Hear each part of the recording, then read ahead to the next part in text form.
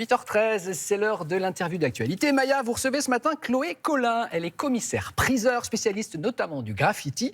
Elle est aussi cinglinglin sur les réseaux sociaux. Oui, c'est votre pseudo, vous allez nous en parler. Bonjour Chloé Collin. Bonjour. Merci d'être avec nous ce matin. Merci beaucoup de m'accueillir. Probablement que dans l'imaginaire des gens qui nous regardent, un commissaire-priseur ressemblerait plutôt à Pierre Cornette de Saint-Cyr, qui disparu l'année dernière, mais assez classique dans la posture. On peut dire, et on le voit ce matin, que vous cassez les codes, voire vous les explosez.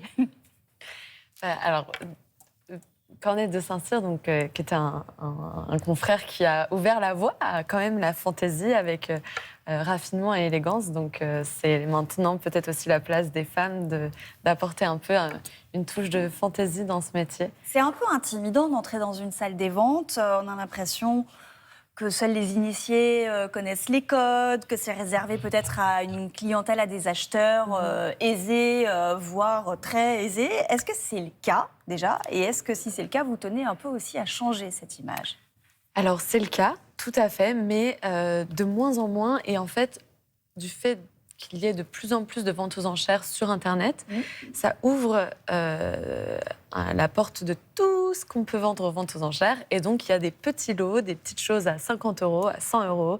En fait, c'est juste un moyen de consommer qui est différent de toutes les plateformes qu'on peut trouver sur Internet ou de tout ce qu'on peut trouver aussi en brocante, en vide-grenier. Nous, on apporte une expertise, donc un gage, comme un certificat sur tous les objets. Et à la fois, en fait, on peut vendre des objets de 50 € à des millions. Mais en fait, tout le monde peut venir enchérir. Oui, c'est ça. Il faut le dire. Bien On sûr. peut tous rentrer dans une salle des ventes. Exactement. Et On pas peut avoir tous. peur. C'est gratuit, accessible à tous. Et même si vous voulez venir voir une exposition, c'est une exposition qui est gratuite avec des objets que vous pouvez toucher. Contrairement au musée, parce que du coup, l'idée, c'est vraiment qu'on puisse être proche des objets. Et donc, oui, parce qu'il faut préciser qu'avant la vente, généralement la veille, parfois l'avant-veille, il y a des expositions. Les objets sont mis en exposition. Tout à fait. Et que ce soit dans toutes les villes en France, il y a toujours un hôtel des ventes dans la ville.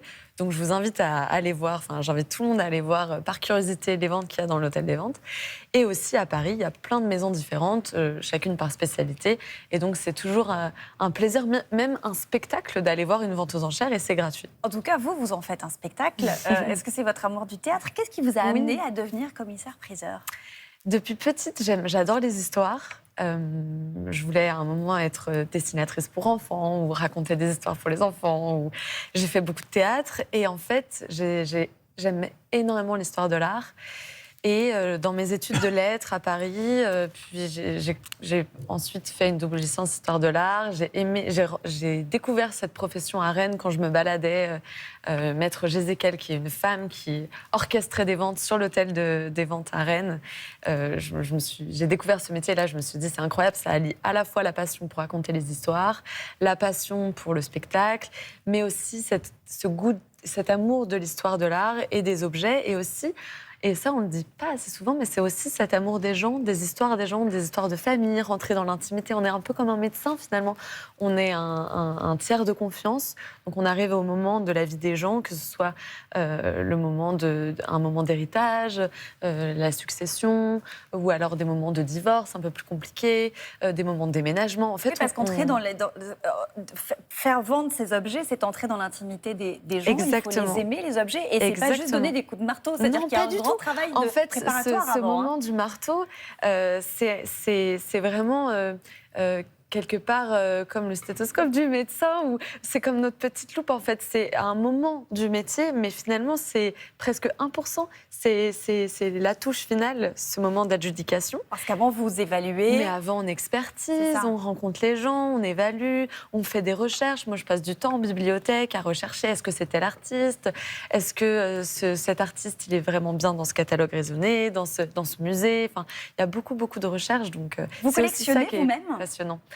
Alors oui, je collectionne beaucoup de graffitis. Oui. Beaucoup de graffitis, des dessins préparatoires qui ont été faits par les artistes avant d'aller peindre sur les murs. On appelle ça des sketchs. Donc pas mal de sketchs des années 80, des New-Yorkais à l'époque. Le début, c'était des enfants en fait qui dessinaient, comme les enfants font des croquis quand ils sont en classe et ils font. Là, c'était ça. Et à l'époque, pour préparer sur les métros. Donc ça, je collectionne beaucoup. Des procès-verbaux de la RATP aussi, parce que Oui.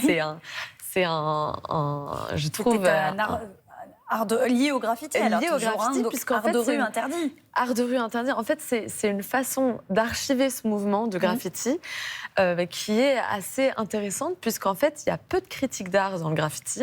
Et au final, les critiques d'art qui ont vraiment écrit sur le lettrage, la qualité des lettres, la qualité du graffiti, au final, c'est les agents de la RATP qui ont finalement dit, bon, en fait, on peut constater que ce lettrage est différent de tel lettrage et que c'est vraiment un style qui est déstructuré. Et en fait, ils ont écrit comme des critiques d'art sur les graffitis qu'ils voyaient dans les métros. Des Et graffitis que vous vendez aussi, dont vous organisez des ventes aux enchères, et ce qui Exactement. permet effectivement d'écrire aussi l'histoire de ce mouvement. Mais comme c'est Exactement. encore un mouvement de niche, ça veut dire que peut-être pour les acquéreurs, il y a encore Je des pense découvertes ou Tout des à fait. affaires. Et je pense que c'est aujourd'hui qu'il faut acheter et qu'il faut investir dans le graffiti, puisque c'est un mouvement des années 80 qui commence... Ça fait 50 ans qu'il existe aujourd'hui. Et il y a des grands graffeurs new-yorkais des années 80 qui sont devenus des superstars et qu'on peut encore acheter aujourd'hui. Ouais. Juste pour terminer, c'est votre marteau. C'est mon marteau. Vous l'avez amené aujourd'hui, Tout mais il à vous fait, accompagne oui. partout. Il est un peu m'accompagne rose. partout. Oui, alors ici c'est du galucha, donc c'est une matière qui est typique de l'art déco. Et là c'est un petit damier, et donc c'est gravé la Saint-Glinglin. Et en fait, c'est pour la petite histoire, c'est un maître ébéniste qui s'appelle Jacques Dubarry de la Salle et qui a plus de 90 ans.